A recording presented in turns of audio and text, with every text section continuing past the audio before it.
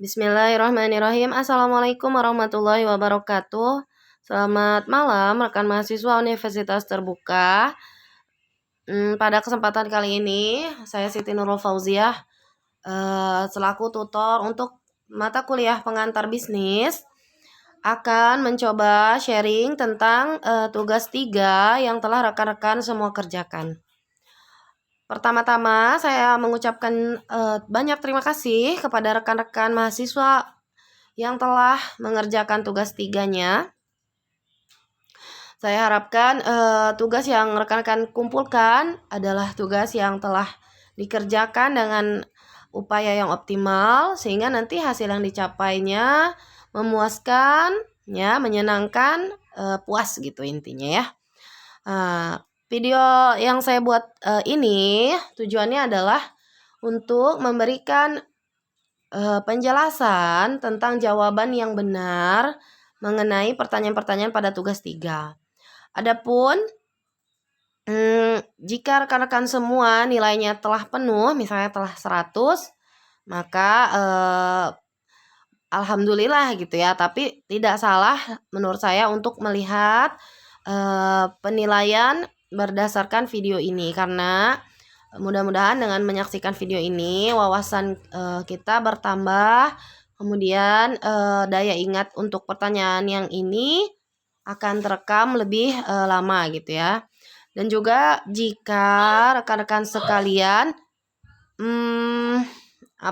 jawaban dari tugasnya itu ada kekurangan, dengan adanya video ini rekan-rekan bisa mengoreksi, oh ternyata saya tuh salahnya di sini gitu ya, sehingga ada perbaikan ataupun evaluasi. Baiklah, kita mulai saja untuk nomor 1 mengenai hierarki kebutuhan Maslow dan contohnya dalam manajemen perusahaan. Ini untuk nomor 1, rekan-rekan lihat pada layar yang tampil ya. Memang untuk penjelasan masing-masing poinnya itu harus ada kejelasan ya. Karena poin pada nomor 1 ini cukup besar, yakni sebanyak 35 ya. Kita lihat satu-satu untuk pertanyaan mengenai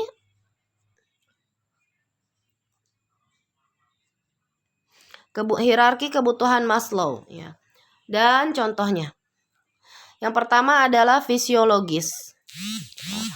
Yang namanya fisiologis itu berarti kan kebutuhan dasar ya, berarti berkaitan dengan fisik ya. Misalnya nih kalau misalnya kalian fisiknya butuh makanan, minuman, tempat tidur, seksual, kemudian tempat tinggal, dan pastinya oksigen ya. Nah ini kan yang harus dipenuhi tuh. Sebelum kita memenuhi kebutuhan yang lain, maka yang nomor 1 itu kita akan mencari kebutuhan fisiologis, ya kan? Nah, misalnya ya, saat kita mau mengerjakan tugas gitu ya, tapi kita pada saat kita mau mengerjakan tugas, perut kita lapar atau mungkin kita merasa haus. Maka secara teorinya kita tidak mungkin mengerjakan tugas di awal, tapi kita harus makan dan minum dulu, selesai dulu nih kebutuhan dasar. Nah, itu adalah kebutuhan fisiologis ya. Akan berbeda cerita apabila seseorang sudah terpenuhi kebutuhan fisiologis makan minumnya gitu ya. Dia akan cenderung mencari kepuasan yang lainnya. Misalnya aku udah kenyang nih gitu ya. Maksudnya aku gak lapar-lapar amat, tapi aku pengen makan yang lain. Misalnya pengen jajan apa gitu ya. Nah itu berarti kan bukan kebutuhan dasar lagi, tapi udah mencari kepuasan yang lebih tinggi daripada kebutuhan dasar atau misalnya cita rasa gitu ya. Nah, lain halnya dengan yang belum terpenuhi kebutuhan fisiologisnya, mereka tidak akan peduli dengan cita rasa, kayak tekstur atau apa ya gitu. Itu menurut Maslow ya. Yang pertama hierarkinya, tingkatan yang paling pertama itu adalah fisiologis. Bagaimana kalau contoh dalam manajemen perusahaan? Nah, di perusahaan ya, kebutuhan fisik atau fisiologis yang harus dipenuhi karyawan di suatu perusahaan itu adalah upah, ya. Upah minimum atau standar gaji minimum. Jadi kalau misalnya rekan-rekan perhatikan, perusahaan yang memperhatikan standar upah bagi karyawannya, itu berarti perusahaan itu telah memenuhi kebutuhan dasar bagi si perusahaan dan manajemen. Tentang kebutuhan dasar hierarki pertama fisiologisnya itu sudah diperhatikan, ya. Karena alasan seorang karyawan bekerja di sebuah perusahaan itu kan pasti gaji, ya. Nggak mungkin kita itu kerja di sebuah perusahaan, aku mah nggak apa-apa dibayar seikhlasnya gitu, ya. Mungkin, ya, maksudnya bukan nggak mungkin. Tetapi sebagai manusia kita itu punya alat pembayaran yang sah, yaitu uang, gitu kan. Jadi akan sangat tidak masuk akal ketika seseorang itu bekerja tanpa gaji gitu, nggak mungkin gitu, ya. Kurang lebih secara general tidak mungkin gitu. Nah, sebelum memenuhi kebutuhan dasar ini, maka para karyawan tuh kan akan sulit berkembang, ya. Apalagi memberikan prestasi, kontribusi, nggak kepikiran gitu, ya. Misalnya kita kerja nih di sebuah perusahaan, jangankan kita mau berprestasi, gimana kita mau berprestasi sementara kita tuh kebutuhan dasar kita tuh nggak dipenuhin. Kita tuh kepikiran, aduh, duit aku kurang nih gitu kan. Nah, itu dia nggak bisa mikir yang lain gitu. Karena itu sebelum kebutuhan dasar terpenuhi, ya, kebutuhan dasar yang terpenuhi, maka karyawan itu akan sulit berkembang, ya, apalagi berprestasi dan seterusnya. Nah, jadi menurut hierarki kebutuhan Maslow, maka perusahaan harus mampu memenuhi kebutuhan dasar dari para karyawannya. Hal ini juga dapat menjadi motivasi awal bagi karyawan untuk bekerja lebih giat dan memperbaiki citra perusahaan di mata angkatan kerja. Ini adalah teorinya Maslow, ya. Oke, yang B-nya itu adalah rasa aman. Nah, setelah dia tingkatannya kebutuhan dasar naik ke rasa aman. Apa itu rasa aman? Ya, kestabilan hidup, kesehatan fisik dia, adanya tempat bergantung, adanya perlindungan, serta merasakan kebebasan, aman dari ancaman pembunuhan, bencana alam, wabah penyakit, hutang, dan seterusnya. Ya. Oke, pasti rekan-rekan sekalian sudah bisa, ya, menganalogikan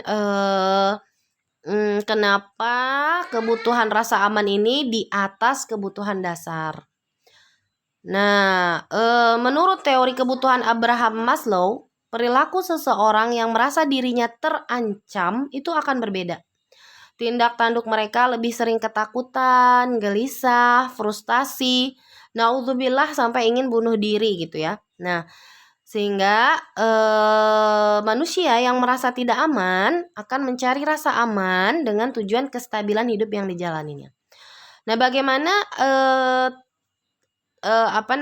bagaimana contoh penerapan kebutuhan rasa aman ini pada sebuah perusahaan, pada manajemen perusahaan, ya, manajemen, ya.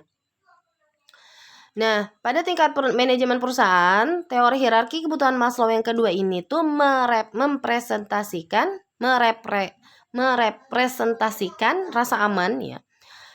Misalnya, ya, si karyawan itu kerjanya tempatnya itu aman, bersih, ya. Ada jaminan pensiun secara finansial, ya.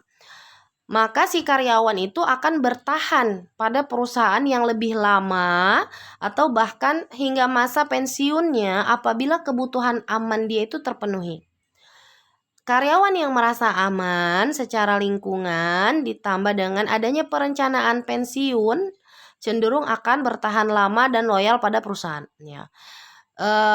Makanya kita bisa melihat, ya, perusahaan-perusahaan yang memberikan pensiunan atau upah setelah dia berhenti bekerja, itu nanti karyawannya itu berbeda kinerjanya dengan yang tidak ada apresiasi setelah dia berhenti bekerja. Makanya rekan-rekan sekalian, Maslow ini meningkatkan kebutuhan rasa aman itu juga penting setelah kebutuhan dasar yang tadi. Yang ketiga yaitu sosial. Nah, selanjutnya kebutuhan yang perlu dipenuhi setelah kebutuhan dasar fisiologis dan rasa aman yaitu kebutuhan akan interaksi sosial dan kasih sayang. Oke, kita tahu ya bahwa kita ini adalah makhluk sosial yang pasti kita butuh orang lain.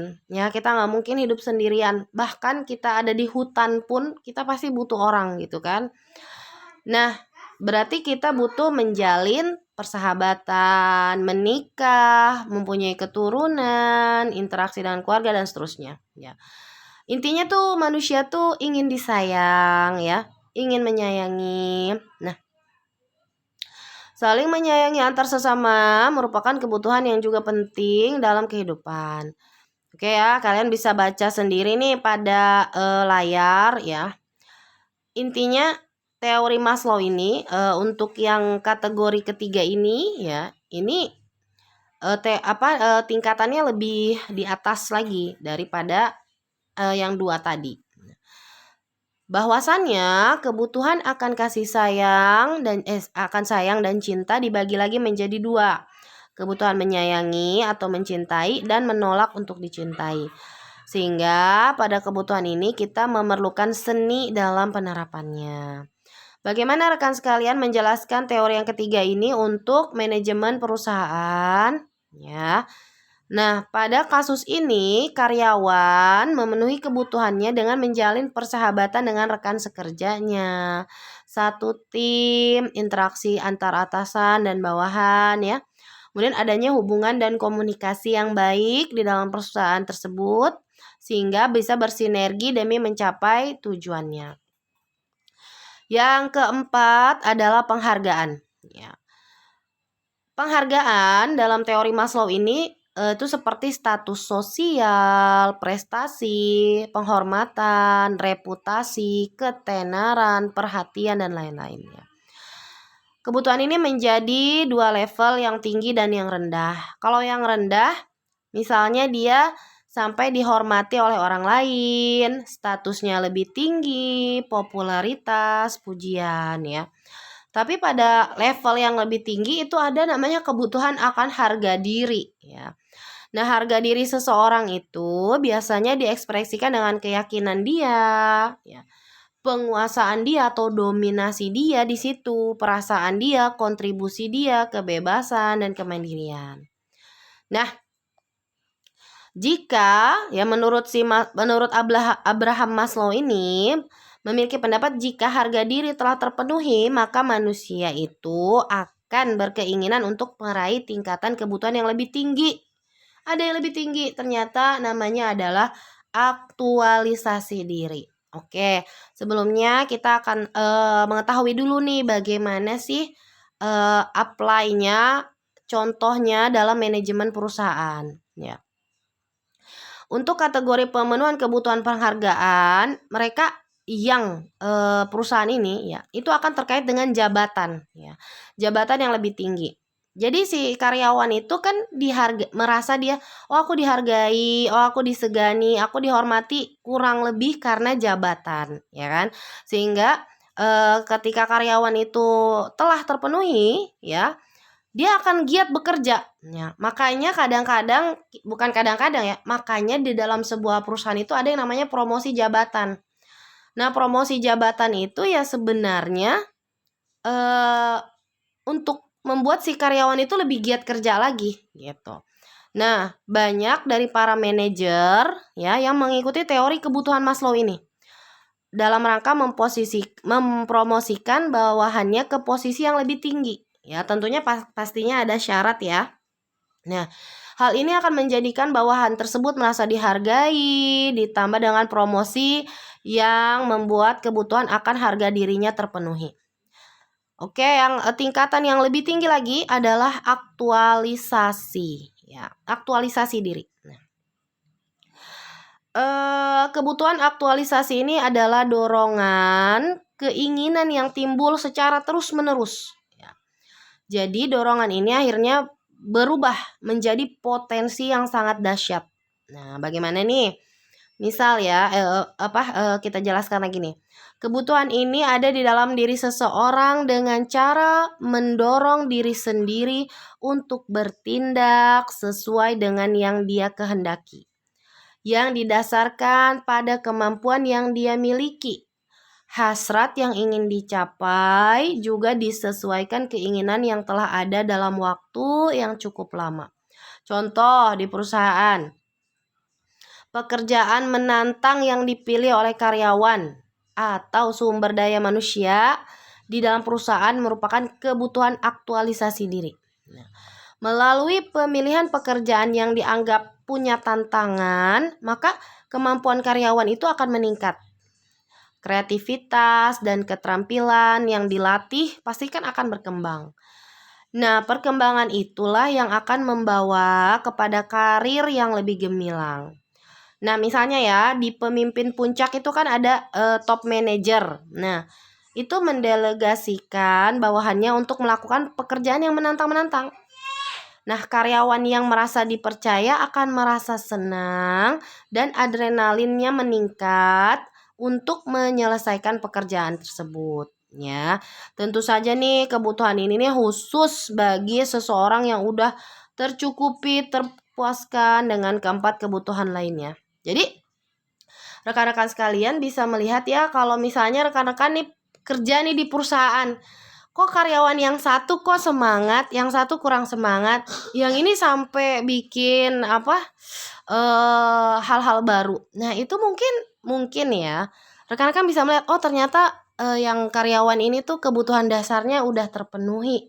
Yang ini tuh masih mandek di kebutuhan dasarnya, ngerasa nggak enak nih di sini gitu. Yang satu lagi gaji udah oke, tapi kok gua nggak aman ya gitu. Kok kita nggak aman, sorry. Kok kita nggak aman ya gitu. Terus atau yang satu lagi ngerasa rekan kerjanya kok nggak enak ya. Nah, itu kemungkinan untuk meningkatkan tingkatan di tingkat yang lebih tingginya itu sulit. Nah, jadi kalau rekan-rekan posisinya sebagai manajer, mungkin rekan-rekan nanti bisa ini ya, bisa menggunakan teori Maslow ini gitu. Oke, itu yang nomor 1. Yang nomor 2, berbagai perubahan atau evolusi konsep pemasaran pada era produksi, era penjualan, era konsep pemasaran, dan era relasi pelanggan. Ini adalah teori ya. Jadi rekan-rekan bisa melihat nih poin-poinnya, totalnya sebanyak 30 ya. Mungkin di sini nomor 1-nya saya bacakan ya. Era produksi. Yang A, era produksi. Jadi para pemilik bisnis itu kebanyakannya petani, tukang kayu, pekerja dagang ya, di mana kebutuhan yang diperlukan lebih banyak pada kapasitas produktif sehingga tujuan bisnis berpusat pada produksinya. Yang kedua, era penjualan. Bisnis berkembang menggunakan teknik produksi massal. Kapasitas produksi seringkali melebihi permintaan pasar ya. Ternyata produksinya lebih nih dari permintaan pasar. Nah, perusahaan banyak mendorong kegiatan penjualan dan periklanan untuk mendorong pelanggan untuk membeli produk yang tersedia tuh di pasar ya. Karena kapasitas produksinya tadi besar ya. Dan menawarkan layanan pasca penjualan, sampai kadang-kadang ada pelayanan setelah si konsumen membeli produk tersebut. Perusahaan juga masih memberikan pelayanan ya. Itu adalah era penjualan ya, di penjelasan era penjualan. Kemudian yang ke C, yang di C, era konsep pemasaran. Ini terbagi menjadi 3 bagian nih. Yang pertama orientasi pelanggan, yang kedua orientasi pelayanan, yang ketiga orientasi keuntungan. Kalau yang pelanggan menemukan hal yang pelanggan inginkan dan harus disediakan untuk mereka. Kalau yang pelayan meyakinkan bahwa semua orang dalam organisasi itu memiliki tujuan yang sama, yaitu kepuasan pelanggan yang harus bersifat menyeluruh dan terintegrasi dalam usaha organisasi atau perusahaan. Kemudian orientasi keuntungan, yaitu produk dan jasa yang dibeli memberikan keuntungan bagi organisasi dan memungkinkan organisasi tetap survive, berkembang, dan mampu melayani lebih banyak kebutuhan dan keinginan pelanggan. Kemudian yang D atau terakhir, ini ada era relasi pelanggan. Ini adalah mengadopsi konsep pengelolaan hubungan dengan pelanggan untuk memuaskan pelanggan bahkan melebihi harapan dari si pelanggan ya. Jadi kalau pada era ini perusahaan itu dituntut untuk membuka komunikasi secara luas dengan pelanggan baik melalui website, email ataupun media lainnya. Itu poinnya 30. Nomor 3, tahapan dalam melakukan promosi. Nah, ini ada 6 tahapan. Yang pertama adalah identifikasi dulu target pasarnya nih siapa. Terus yang selanjutnya adalah menentukan sasaran setiap elemen dalam bauran promosi. Sasaran yang ditetapkan harus dapat diukur dan jelas. Kemudian step selanjutnya adalah menentukan anggarannya berapa. Misalnya kita mau melakukan periklanan atau melakukan penjualan personal atau usaha-usaha lainnya, itu berapa anggarannya. Setelah itu step selanjutnya mengembangkan pesan. Sasaran program promosi terintegrasi adalah memiliki pesan yang dapat dikomunikasikan, misalnya menggunakan periklanan, public relations, penjual, dan usaha promosi lainnya. Yang kelima, menerapkan rencana. Ya, periklanan harus dapat dijalankan untuk usaha yang saling melengkapi antara promosi, penjualan, dan public relations. Dan yang terakhir adalah mengevaluasi keefektifan promosi. Ukuran terhadap hasil promosi tentunya tergantung pada sasaran yang jelas. Masing-masing elemen bauran promosi harus dievaluasi secara terpisah. Semua ukuran harus jelas sehingga dapat digunakan untuk perbaikan di masa mendatang. Oke, ini poinnya untuk yang nomor 3 adalah 35. Sampai situ ya untuk tugas kita di tugas 3. Mudah-mudahan penjelasan ini membantu rekan-rekan untuk lebih memahami seluruh sesi ya, dari sesi 1 sampai sesi 7 khususnya, sehingga rekan-rekan tidak lupa mengenai pertanyaan-pertanyaan yang ada pada tugas 3 ini dan menjadi bekal untuk melaksanakan ujian nanti. Sehat-sehat semua. Semoga semua aktivitas yang rekan-rekan kerjakan dalam kondisi sehat walafiat. Kemudian tidak lupa saya berdoa untuk rekan-rekan yang dalam kondisi sakit ataupun ada musibah, semoga Allah angkat penyakitnya. Dan untuk yang ada musibah, semoga Allah berikan jalan keluarnya ya, ditabahkan dan seterusnya. Jangan lupa untuk subscribe channel saya ini. Insya Allah channel saya ini akan digunakan untuk berbagi tentang hal-hal yang bermanfaat, khususnya untuk UT ya. Begitu ya, terima kasih. Jangan lupa ya untuk di subscribe. Thank you very much. Assalamualaikum warahmatullahi wabarakatuh. Bye-bye.